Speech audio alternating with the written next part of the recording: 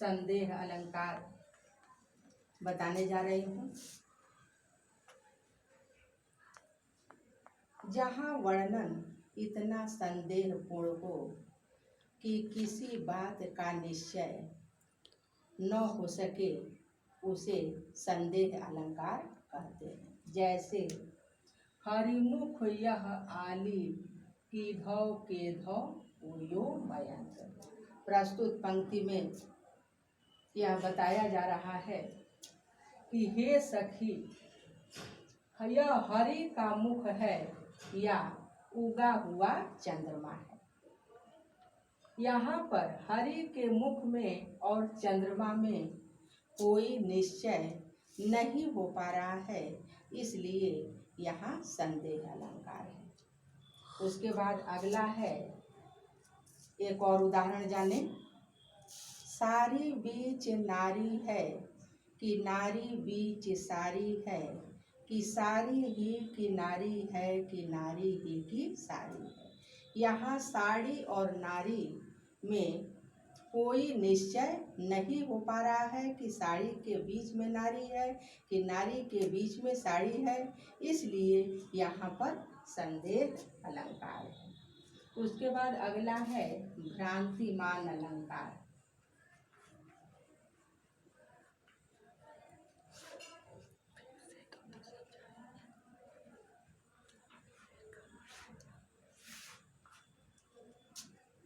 जहाँ भ्रम से किसी वस्तु को दूसरी वस्तु मान ली जाए, वहाँ भ्रांतिमान अलंकार होता है। जैसे बिल विचार कर नाग सुंड में घुसने लगा विषैला सांप।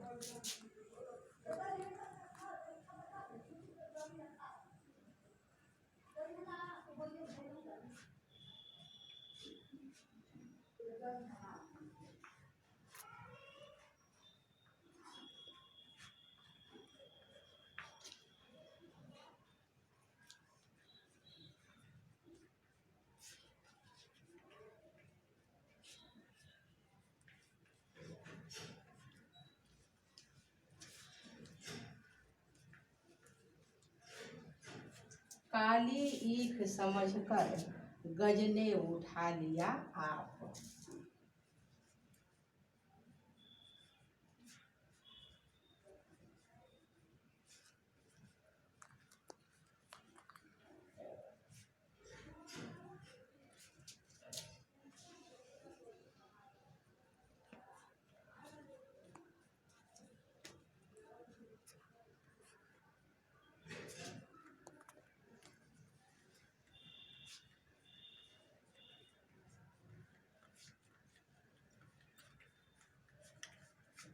यहाँ पर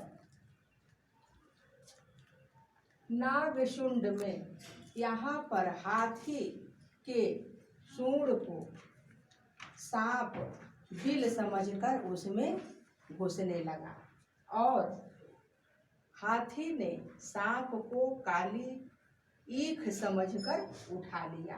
तो यहाँ नाग को भ्रम हो गया है, वह हाथी के सूंड में बिल मानकर घुसने लगा है, और हाथी को भी भ्रम हो गया है, वह सांप को काली ईख समझकर उठा लिया है। दोनों को भ्रम हो गया है, इसलिए इसमें भ्रांतिमान अलंकार है। उसके बाद एक और उदाहरण जाने।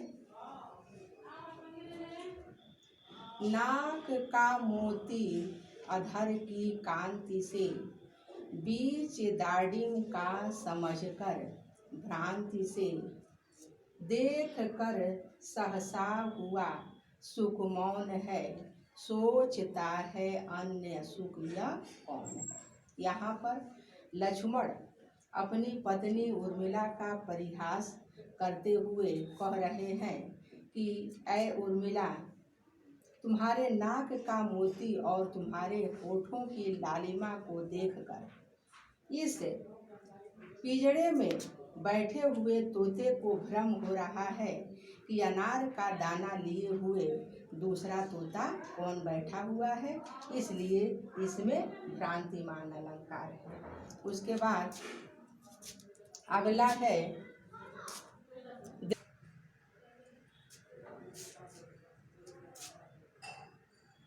है दृष्टांत अलंकार, जहाँ काव्य में वाक्य की पुष्टि करने के लिए दूसरे वाक्य का प्रयोग किया जाता है, वहाँ दृष्टांत अलंकार होता है। जैसे रहीमन ओछे नरन ते,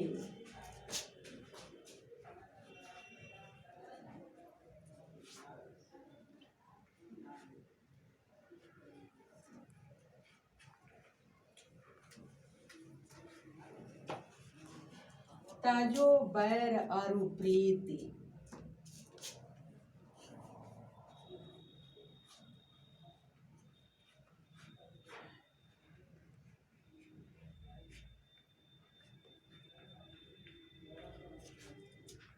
काटे चाटे स्वान ते, दुह भांति विपरीत।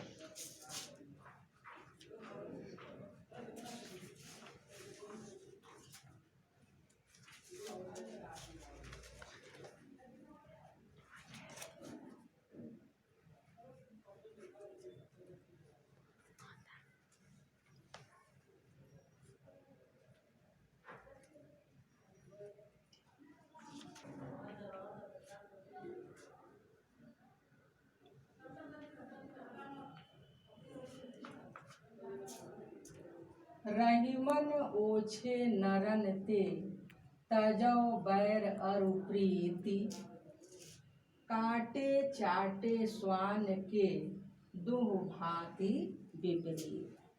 यहाँ पर प्रस्तुत पद्यांश में कुत्ते और नीच व्यक्ति के उपमेय और उपमान के संबंध को बताया गया है, इसलिए यहाँ पर दृष्टांत अलंकार है।